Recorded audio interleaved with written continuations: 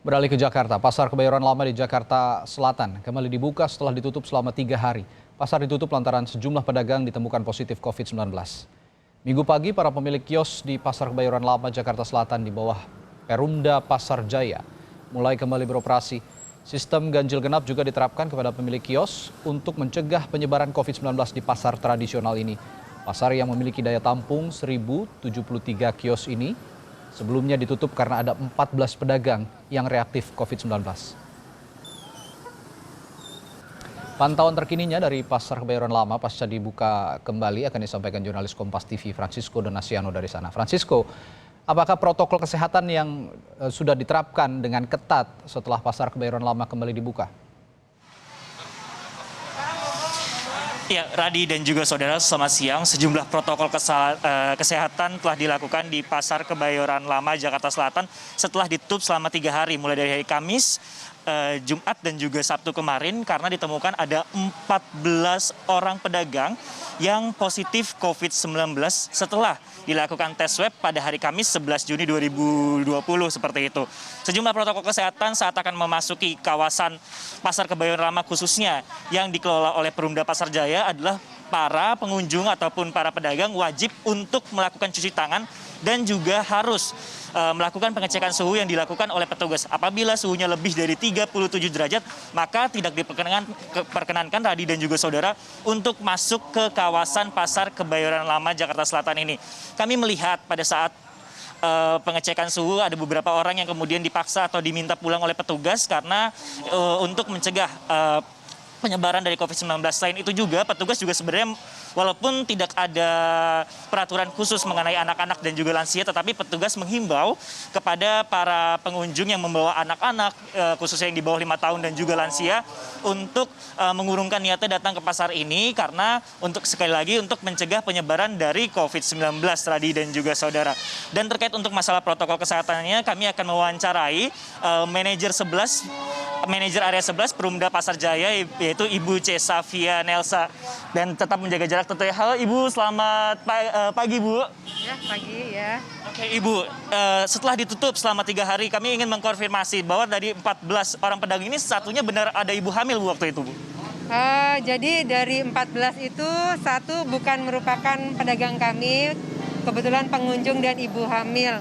Saat ini sudah diisolasi di rumah sakit untuk ibu tersebut. Nah, untuk yang 13 pedagang kami ini dari pihak puskesmas sudah dihubungi, sebagian ada yang diisolasi secara mandiri, ada juga yang ke rumah sakit seperti itu. Oke, sudah ditemui kan ada 14 orang seperti itu yang positif COVID-19 khususnya di Pasar Kebayoran Lama Jakarta Selatan.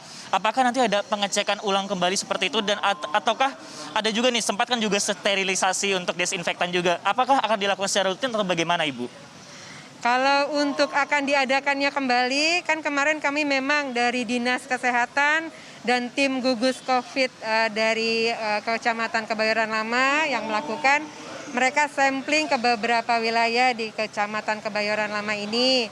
Jadi targetnya 100 orang sebenarnya, namun karena kesibukan dan aktivitas pedagang hanya 59 pada saat itu yang melakukan tes swab gitu, seperti itu. Dari 14 itu 13 kan pedagang kami itu juga sudah kami kontrol ke bawah, dia sudah tidak ada di pasar. Terus kami selama 3 hari penutupan kami melakukan desinfektan, bekerja sama dengan Damkar dan PMI selama 3 hari berturut-turut. Kami menyemprot ke seluruh bagian gedung ini, baik di luar area parkir maupun di dalam gedung sampai ke lantai atas, seperti itu. Baik Ibu, kami juga melihat tadi juga sempat dijelaskan juga sejumlah protokol kesehatan juga. Dan untuk sistem ganjil genapnya sendiri ini untuk para pemilik kios, bagaimana Ibu operasional sendiri? Kalau untuk pemberlakuannya hari ini kan ganjil, kami hanya memperbolehkan pedagang dengan nomor tempat usaha ganjil saja yang buka. Kalau genap dilakukan untuk esok hari. Nah, namun demikian ada beberapa tempat usaha memang yang satu toko itu bisa punya 3 tempat usaha atau ada 4 tempat usaha, itu kan ada nomor ganjil dan genap. Biasanya kami meminta pedagangnya itu untuk memilih ganjil atau genap. Namun kalau kami lihat sekiranya ternyata lebih banyak ganjil, mungkin kami akan mengimbangi, jadi kami akan pilih yang genap gitu, seperti itu. Nah, terakhir nih Bu, terkait masalah biaya pemeliharaannya sendiri kepada para pedagang ini mungkin juga jadi pertanyaan juga dari para pedagang, karena untuk operasionalnya jadi setengah nih Bu dari per bulannya. Apakah ada penyesuaian atau bagaimana Bu Ibu? Semenjak PSBB pertama di bulan April, itu memang sudah ada pemberlakuan atau relaksasi dari Perumda Pasar Jaya. Jadi untuk PSBB 1 dan 2 itu kan hanya tempat usaha, pangan, sembako, dan obat-obatan yang boleh buka. Selain dari itu, mereka dapat dispensasi. Untuk bulan April, 50% dapat pengurangan biayanya.